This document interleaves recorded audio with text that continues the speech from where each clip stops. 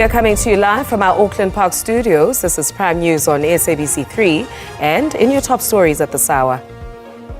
Right here where we are, there are 36 houses that have just been wiped away from the face of the earth. President Cyril Ramaphosa has visited the flood-stricken parts of Limpopo to assess the extent of the damage and the response of government. This death toll is way, way too high.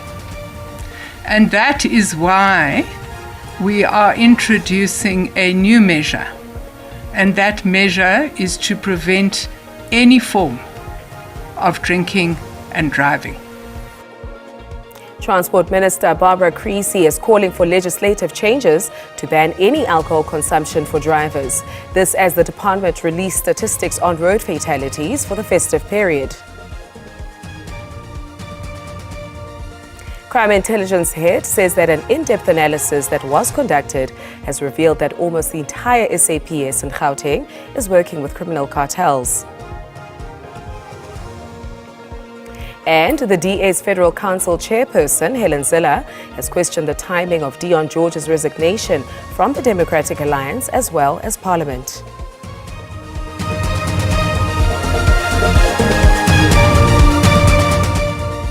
Good evening and thank you for tuning in. You are watching Prime News on SABC 3 and I am Beki Mutumamulete. Tonight we delve into the news that matters most. I invite you to stick with us as we take you through your leads, and here they are.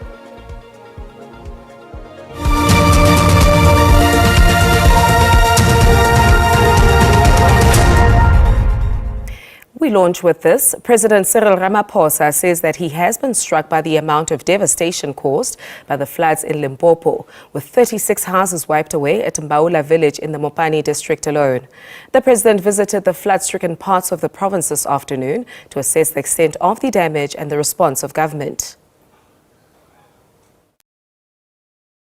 The Vembe district, where we saw how a number of houses were flooded and how people have lost their possessions with the huge rains that have been raining in this part of our country. And now here in the Mopani district, it's even much worse, because right here where we are, there are 36 houses that have just been wiped away from the face of the earth. Everything is gone. The roofs, the walls, the furniture, and one 5-year-old child has also passed away. We've also heard how one person was thoughtful enough and threw a rope to people who were stranded, and they tied each other around the rope and they pulled each other out of what could have been certain death. So we are really grateful that that type of innovation, even in a time of great danger, was possible, and it happened. Meanwhile, flood waters have claimed the lives of a toddler and a woman in Msholozi township near White River in Mpumalanga.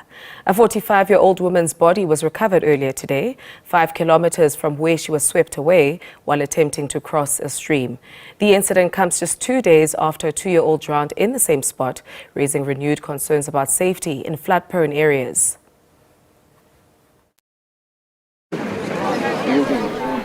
A somber mood in Msholozi township following the grim discovery of Esther Matenjo's body. The 45-year-old mother of 5 was swept away by fast-flowing waters while attempting to cross this stream on her way home from work last night. Her body was found 5 kilometers downstream, leaving her family devastated. I was hoping we'd find him alive, because I was independent to her. She's the one who is helping me. I hit a stroke. I'm sick. I'm not normal. Residents say desperate rescue efforts were launched, but the search had to be called off due to darkness. 3 bridges that are very sensitive. As I'm speaking, the motor vehicles, they can't go to the other side. Wangesheya. So abahlali that are residing that side, they will stay that side. The abahlali that are residing that side, they will stay that side. Police say more than 20 people have died due to drowning since December. And this morning, the community of Umsholozi, including the police divers, the diving team, we went down as they were searching. We found a body 5 kilometers down the stream, and she was already passed on. Authorities warn that more rain is expected until the weekend. Tumela Machogo, SABC News, Msholozi. Transport Minister Barbara Creecy has described the number of fatalities on South Africa's roads as a national shame. This comes despite preliminary results from the 2025-26 Road Safety Report showing a 5% decline in overall road deaths. More than 1,100 fatalities were recorded in 2025 as compared to over 1,200 the previous year. Creecy made the announcement during a media briefing in Pretoria, where she was joined by Gauteng Roads and Transport MEC Gidiboni Diale Tlabella. Transport Minister Barbara Creecy has attributed many of the road crashes during the festive season to human behavior. She says speeding and drunk driving remain the leading cause of deaths on South Africa's roads. Festive season statistics show that more than 173,000 motorists were tested for alcohol consumption, with around 8,500 arrested for drunk driving. Creecy is now calling for legislative changes to ban any alcohol consumption before getting behind the wheel. I'm very clear that this death toll is way, way too high. And that is why we are introducing a new measure. And that measure is to prevent any form of drinking and driving. 5 provinces reported a reduction in road fatalities, with the Eastern Cape recording the biggest decline. However, pedestrian fatalities remain alarmingly high, particularly in urban areas such as Cape Town, eThekwini and Johannesburg, as well as peri-urban areas like Nkangala. The hit and runs happens at night, and our investigation is that people cross from the other side of the settlements next to the highway into the other side to go to a tavern. And when they come back drunk, that's when the accident happens. The department also found that the minibus taxi industry accounted for 6% of fatalities, largely due to driver fatigue. While the ministry acknowledges that poor road conditions sometimes contribute to crashes, it insists that human behavior remains the biggest factor. Small passenger vehicles were responsible for 50% of all road fatalities recorded during the festive season. Mbalenhle Mthethwa, SABC News, Pretoria. After the short break, Crime Intelligence Head Lieutenant General Dumisani Khumalo is currently appearing before the Parliamentary Ad Hoc Committee today. We'll bring you more on this when we return.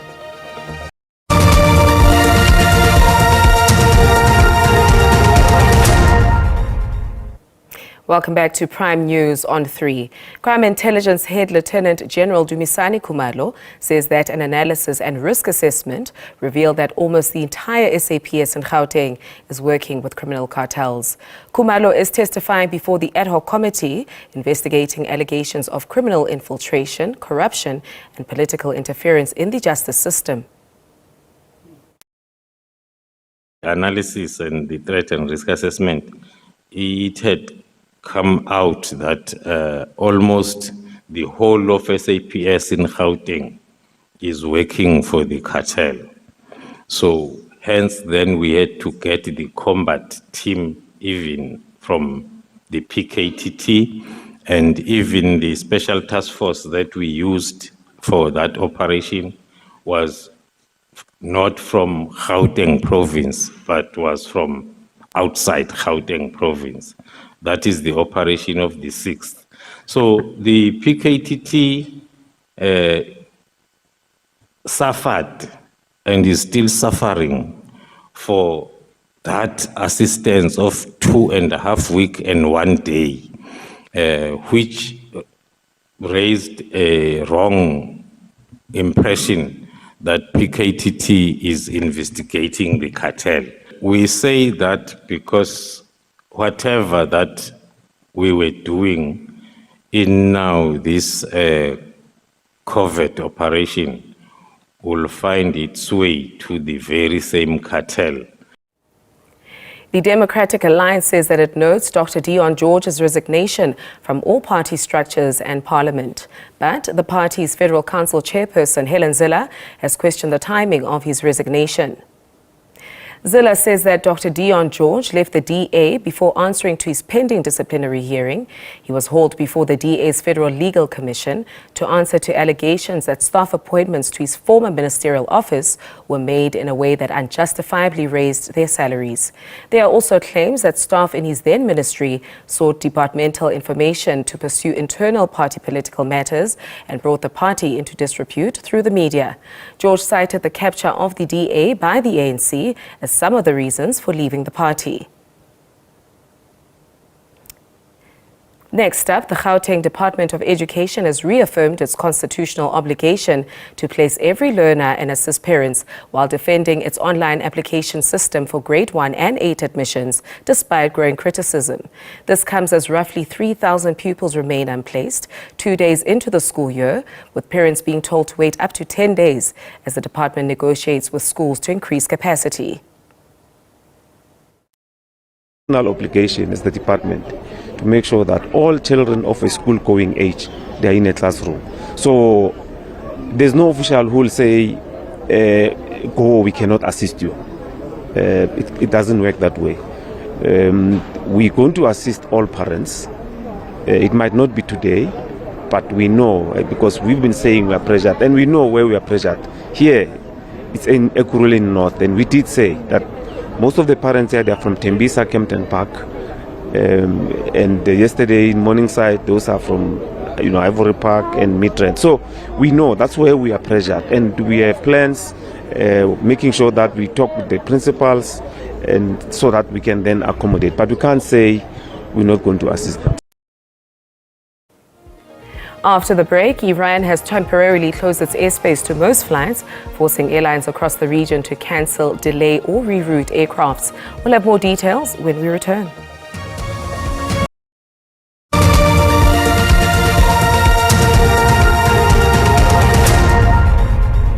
Thank you for staying with us. We move on to the following. Iran has temporarily closed its airspace to most flights, forcing airlines across the region to cancel, delay or reroute aircrafts. The move comes amid growing concerns of possible military action between the United States and Iran, as tensions rise over ongoing protests inside the country. Closed its airspace late on Wednesday to most flights, leaving skies over the country largely empty, according to flight tracking website FlightRadar24. Only international flights to and from Iran with official permission were allowed during the closure, which was initially expected to last just over 2 hours, but was later extended. Flight tracking data showed commercial aircrafts diverting around Iranian airspace, with just a single Maha air flight continuing its journey into Tehran from Shenzhen, China.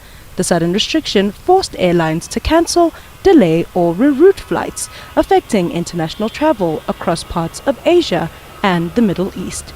India's major carriers, Air India and Indigo, confirmed disruptions, saying alternative routes were being used to ensure passenger safety, a move that resulted in delays and cancellations. Both airlines said the situation was beyond their control and advised passengers to check flight statuses before traveling to airports. The airspace closure comes amid heightened tensions between Washington and Tehran as the United States weighs its response to Iran's ongoing anti-government protests. President Donald Trump said killings linked to the crackdown appeared to be subsiding, but did not rule out possible military intervention. I'm Mikali Pile for SABC News. Also on our radar, Ugandans went to the polls in a tense national election earlier today after an often violent campaign and internet shutdown. President Yoweri Museveni is seeking to extend his rule into a 5th decade. A long day for voters here in Kampala. Polling started late at several centers after biometric verification machines failed, leaving many people waiting in long lines. But as the day progressed, voting picked up, with many choosing to stay and cast their ballots despite the delays. For many voters, the key issues were the cost of living, unemployment, especially among young people, and concerns over governance and political freedoms. This election carries high stakes. President Yoweri Museveni is seeking to extend his rule to nearly 40 years, facing a strong challenge from opposition leader Bobi Wine, who has attracted significant support from young and urban voters. Security has been visible throughout the day, with the police and the military deployed around key locations, including polling stations like this one. The government also shut down the internet nationwide, saying it was necessary to prevent misinformation, a move that has slowed the flow of information. Now attention shifts to the counting process. Officials say results will be announced in stages over the coming days as the country and the world watches closely. Michael Baleke, SABC News, Kampala.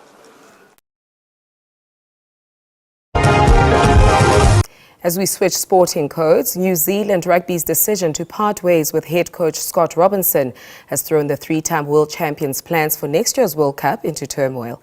New Zealand Rugby believes that the team is not on track with their World Cup preparations and wants a complete overhaul of the coaching staff. The usually unflappable All Blacks have shown signs of strain for a few years now. Ever since the Springboks beat the All Blacks in the final of the 2023 Rugby World Cup, the Kiwis have been in a state of decline in the context of their very high standards. World Cup winning captain in 1987 and chairman of New Zealand Rugby, David Kirk, says the All Blacks must get back on track ahead of a 4-match test series against two-time defending World Cup champions South Africa later this year.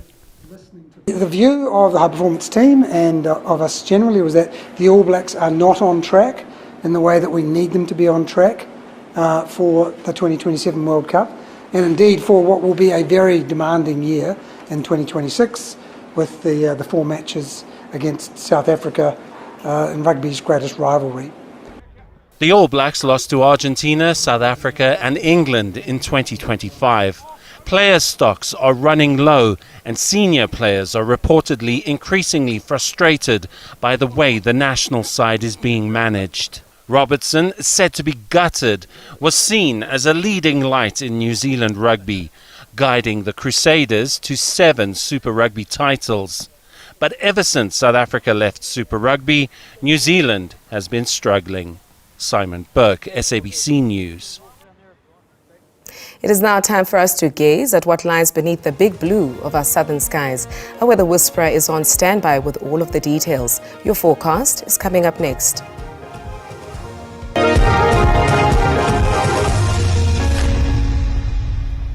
Good evening to you. Let's take a look at all your weather details. Southeasters in Cape Town up to about 45 kilometers an hour with isolated showers expected in the Western Cape, but scattered showers along the south coast of that province in towards the Eastern Cape.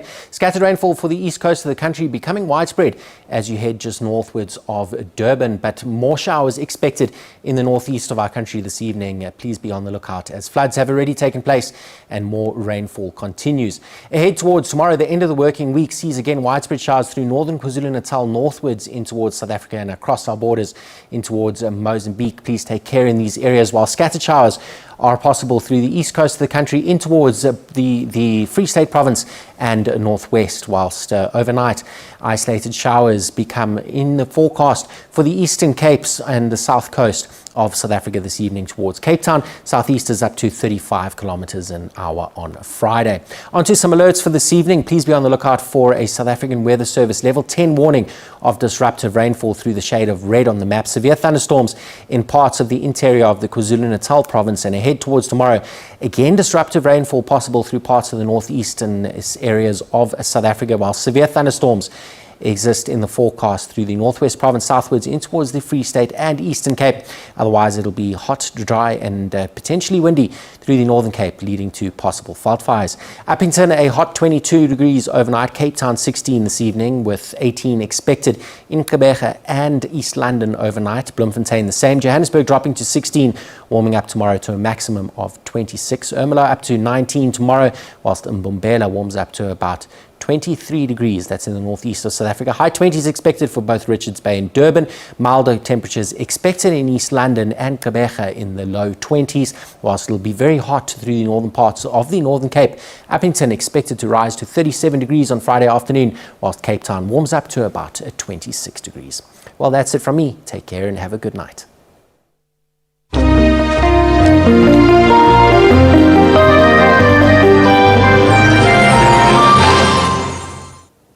As the curtain comes to a close, we thank you for your audience. Be sure to tune in again tomorrow evening as we bring you more updates. Until then, from myself, Becky, and the team, stay ahead of the curve. Good night.